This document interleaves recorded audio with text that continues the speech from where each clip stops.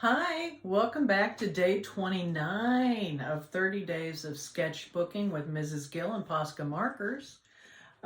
Thank you all again for viewing me and looking at my site and all that. I hope some of you purchased some items. I know I love them. Everything I talk about I've bought and used myself, and I wouldn't talk about it unless I really liked it.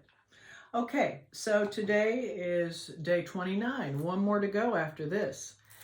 Today I want to show you what I've done in this sketchbook. And this is a one, and you can fold it a little bit. I like to fold them or have them lay out for me. This one I started in, I don't know, a couple of years ago. And so today, I wanted to show you how I did this, okay? Obviously, this is a white paper, so what I had to do was I had to make it black. But what I'm doing today as your example is I'm going to go ahead and put it on black paper, okay? So I don't have to use a resource of darkening around. I already have that. And what I've done, I'll set this right here so you can see it.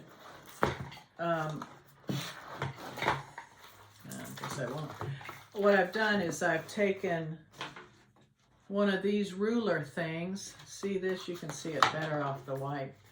I've taken one of those and I've made my circles with my white Posca markers. Okay? You can do that. It's easy. You just take this, and the hard part is letting the circles dry before you do another, otherwise it'll go on there. But even if it does go in the circles, you can fix that. But out on the edges, you'll have to color it with black again, I guess, if you make a mistake, and we all do. So now I'm going to use this to make another circle. I want all my circles at the same distance apart. So I'm doing that. Shoot. Yeah, here's a perfect example. The ink came out pretty quick, but what I do when this happens is I take a rag and I dab it really quick. Okay, I dab it real quick like that, and I alleviate a lot of the problem, okay? So you will have these markers sometimes do extra ink out. You just have to dab them up real quick off your stuff, wipe it off before it dries, okay? So there's that. I won't worry about this mistake because I'm going to color it and put black around it anyway, so it's okay. And even when you make mistakes in art, I like to turn them into stuff, good things. So you got to be careful, a little careful on these, because sometimes that ink is ready to burst out like crazy. And so you got to lift this thing up carefully so that you don't wipe that thing, the ink, all over the place. Okay, so I did those, okay, for you to start. Now, I want to, and this is what we're going for. You see all those circles? They all have kind of stuff in them, don't they? Little doodles and tangles. And then I've taken white and yellow to go on top. I can even make these more colorful with smaller, finer ink pens. Okay, so let's do some colors here. This is a purple. Make sure it's been done. Yeah, I'm going to shake it up. And I'm going to go ahead and color this one because the ink has dried on it. And even if you get on the white lines, that's okay because I'm going to be going over them with black anyway. So that's okay. None of us are perfect. I'm not a professional artist. I just do this for fun and relaxation. It's an entertainment that I use it for, art. And it saves me money by staying home and I've collected art through the years, King art. I have a lot of King art products that I'll show you later on. But anyway, there's the purple. Isn't that pretty? Pretty. And so there's that one. Don't worry about the edges. I'm going to go back and I'm going to fix that. Shaking this up. Oh boy, that pink is so vivid. I just love these colors on black. They really show up nicely.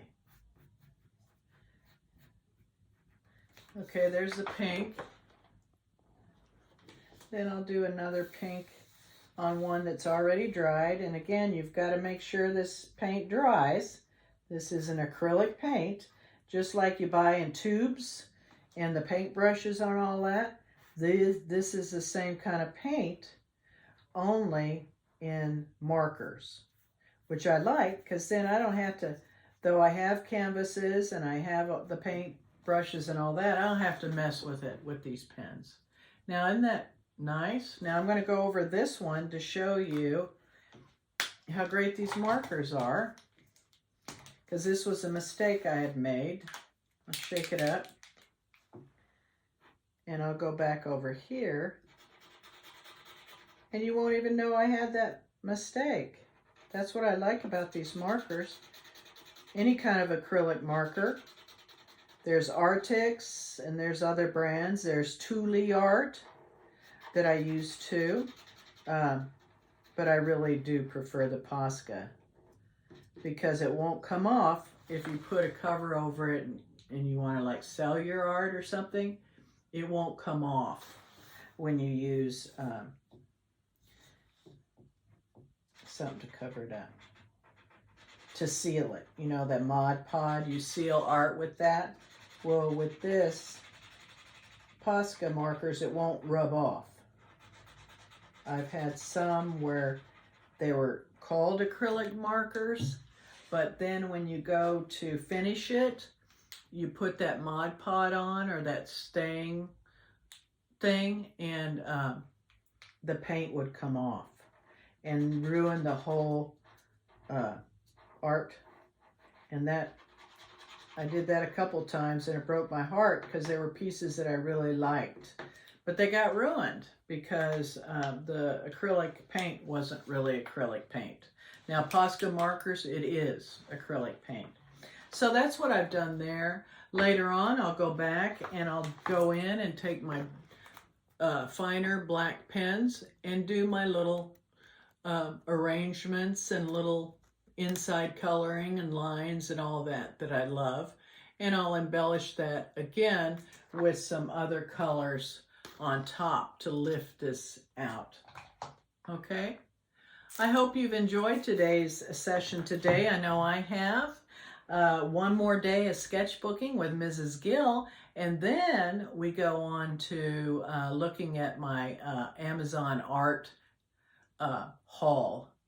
I bought about 20 Amazon art projects that I saw online that weren't too expensive, so that I could open them all up and do art with you and work on those projects. I'm really excited about it. There's so many of them. I'm going to show you the haul, all of them at once. And then one at a time, I'm going to be opening them and doing the crafts like they say. Okay? So again, thank you for arting with Mrs. Gill today. And I hope you have a great day. Bye-bye.